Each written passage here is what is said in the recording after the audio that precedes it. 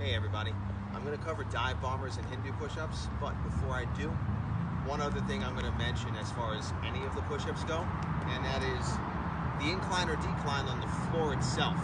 Alright, so I'm not talking about a bench or a seat or anything.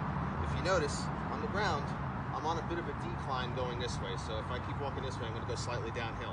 Alright, that said, if you're not on totally flat ground, the more of an incline you're facing towards, the easier your push-up will be. So if I'm doing it this way, based on that same concept in the previous video with the bench or chair, that would be easier than being on completely flat ground. On the other end of the coin, if I'm facing a decline, so if I'm facing slightly downhill, that's going to make it a little tougher on the chest and shoulders, especially the shoulders. Okay? Anyhow, Divebombers and Hindu Pushups. Both of them start the same, but the second half of the movement is different for each.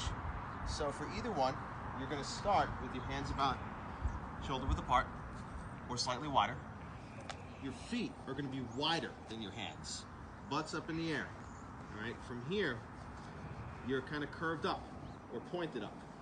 And you're going to start going down this way at about 35 to 45 degrees. And then you're going to curve your body upwards, as if there's a hole in an imaginary fence in here that you got to peek your body through. So you're going to go down this way.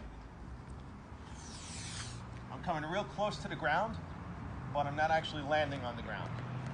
All right, that's the first half of the movement. For a dive bomber, you're going to go back the exact same way you came. So you're going out of that hole and trying not to scrape your back on the fence, so to say.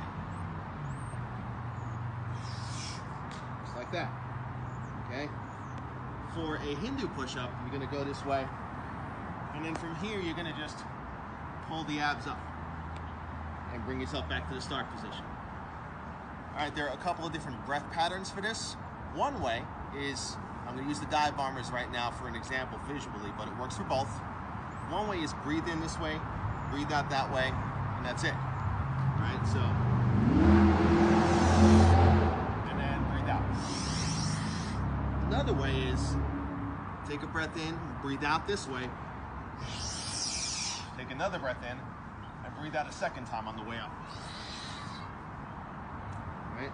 You want to keep it controlled. You don't want to rush through this movement. If you do, you're going to aggravate your hip flexors and possibly also your spine, and you're going to lose the contractions that you need to really get the maximum benefit out of this. All right? And then for the Hindu push-up, same thing. You can either breathe in and then pull everything up, kind of like a marionette puppet pulling on your lower spine. And contract the abs really hard, like an upside down sit up or crunch. Or you can take a breath in, breathe out, and then take a breath in, breathe out again.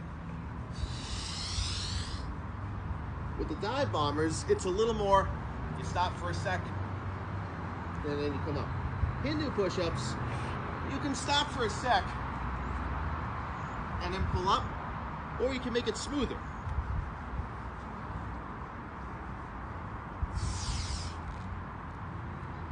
And there are benefits of each. For the Hindu push-up where you stop for a sec before you pull up, it's a little more contracted on the shoulders, some of the lats for stability, the arms, and definitely the abs, okay? But if you make it more of a quick transition and you're not really pausing or pausing as much, it's gonna be a little more cardiovascular. All right, and doing a lot of reps like that will get you winded fast. Okay, that said, I hope you enjoy. If you've got any other questions about those, feel free to hit me up. Thank you very much.